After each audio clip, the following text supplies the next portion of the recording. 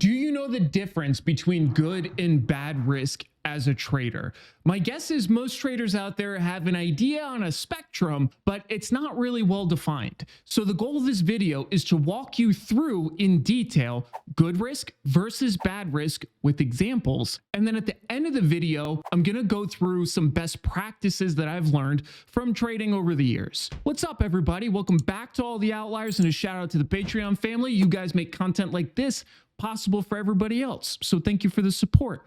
Let's get straight into it. So first, let's start with level setting. How do we make money in the markets? Well, really, there's these two broad buckets. You can either earn the risk-free rate, so kind of government bond investing, something like that, which is seen as very, very low risk, which typically will correspond to pretty low returns. Or you can take risk of some sort. You can take speculative risk and guess on a direction. You can offload risk for another trader by assuming their risk via selling cash secured puts, where somebody's buying puts for protection and you're selling them. There are lots of different ways to take risk, but the idea here is for us to understand the difference between good and bad risk, and then most importantly, to understand what our individual risk profiles are. So for the next part of this, I want you to think about yourself. How do you think about risk? Because most people fall closer to one of two spectrums. Either you're very risk averse, you don't want to take risk, you look to hedge risk at most opportunities, and unfortunately, this typically means you're not going to make any money, because as you hedge all of this risk, all of that incurs cost, which pretty much moves you closer to this risk-free rate. Or you could be the kind of person that's very risk open. You don't really think about it, probably not as much as you should. And sooner or later, you put on risk that you didn't fully think about, and it runs you over and eviscerates your account. The idea here is to fall somewhere in the middle, because notice here how I have R to R. This is risk and this is reward. Risk and reward are intimately tied to one another. It's not a one-to-one relationship. You can find really great risk opportunities, which we're going to talk about. Whoa, whoa. Here I come. Oh, here I come. Oh. But in general, you would do well to assume if you see a big reward, there's probably a correspondingly sized risk somewhere close by that you may or may not see. So the idea here is to see where you fall on this scale, and then to create structures that allow you to operate effectively given how you feel about these two extremes. So remember, as we go through this, not all risk is created equal, and the markets are indifferent to your perception, your preferences. None of that matters. The risk is going to be whatever the risk is. So let's talk about bad risk. The very first thing I have for you here is undefined risk. So what does that mean? Does that mean that I think every trade you put on has to be a vertical spread or something that has structurally defined risk? No. That's not what I mean. So take, for example, this vertical that we have in AMD. Instead of trading a vertical spread, which if you know anything about me, you know I actually don't like these. Why do you hate me? You can manage risk a lot of other ways. You could define a period that if it gets to that point, you get out. So let's say in this example, you sell this short put. Let's say it's not cash secured and you're not wanting to take assignment. You can pick a point that you say, okay, if it gets below 80, I'm going to get out. And then you can validate that point. You could say, okay, if I look at a chart, do I think this gives the trade enough room to move? And if it gets down here, do I think that I'm adequately proven wrong? This happens to be below 6-month lows. In that case, that would probably be a really effective place to define your risk. So even in undefined risk trades, you can define your risk. The next is unknown risk, using AMD again. Let's say in this trade, you wanted to put on this 24 November vertical short put, whatever it is, but you didn't know it had earnings today. That is an unknown risk that you exposed yourself to. So we have to work around that. We have to think about different common sources of risk that you might not know about and make sure we check for them. You can create a trading checklist that allows you to look for these things. Another great example of unknown risk is, let's say that you wanted to trade intraday SPX options and you didn't know FOMC was that day. That's another unknown risk that you are stepping in front of that you're not acknowledging. You don't know it's there. That's a problem.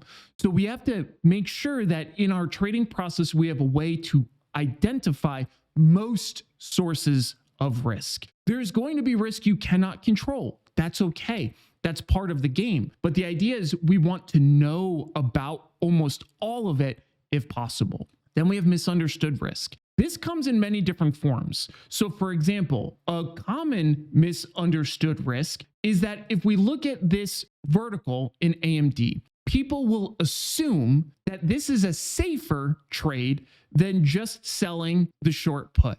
That's not necessarily the case, because the cost to hedge via this long put, in the long run, this trade might actually not even be positively expectant, meaning it can lose money in the long run compared to this one. So when we're thinking about risk, you have to think about this idea of catastrophic risk if there's a big move, but then also the systematic risk. What does this do if we deploy it in the long run? This is also very akin to the common idea that really high probability strategies make money. That's also not so much the case. You can have something with a 90+% win rate, but if the metrics of the trade in terms of average win size versus average loss size don't make sense, even with a 90% win rate, you can still lose money. So that leads us to this idea of good risk.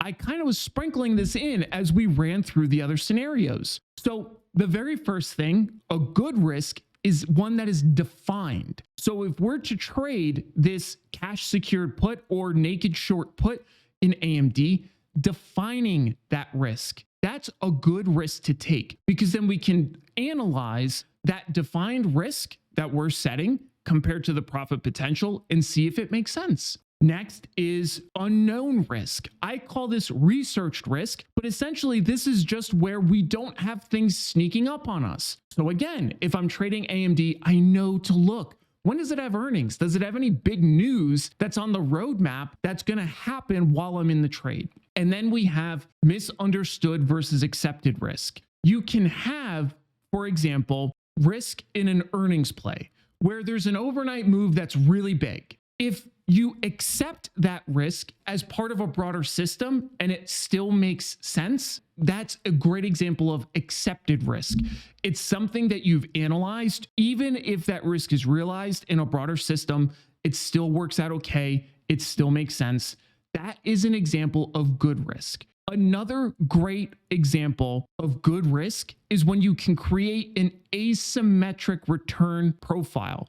I have a recent trade that I talked about in another video in the VIX. That was a VIX ratio call diagonal, where I was trading this to the upside. When I was placing this trade, it was on the 15th of September, just as the market started fall. Well, the market was very, very relaxed, but the VIX fell below 13. So to me, that was a spot I was interested in getting long. Long story short, I looked at the upside potential compared to what I considered to be the near-term downside potential, where I was defining the risk in the trade. And this was essentially the downside risk I was accepting, about $1 move in the VIX to the downside compared to what I thought could be an $8 plus move to the upside. That's an asymmetric return profile that was created by defining the risk. That is another great example of good risk. So let's talk about some best practices. First, probably guess this. Every single trade that goes on needs to have risk defined. It doesn't always have to be structurally defined, but you have to define it as a trader. The second thing is we researched the potential risks to the trade so that we know about them at least. And then we can assess the overall risk reward profile of the trade to make sure it makes sense. That is an idea that most traders forego because they will look at something like a high win rate and they're automatically on board because they just think it's a high win rate. How could you lose? You can still lose money long term. That's why it is so important to look at the risk reward profile and the expected return of that strategy over the long run. So that's a general rundown of good versus bad risk. If there's anything I missed, throw it in the comments below. Don't forget, like, subscribe, be an outlier. I'll see you guys later.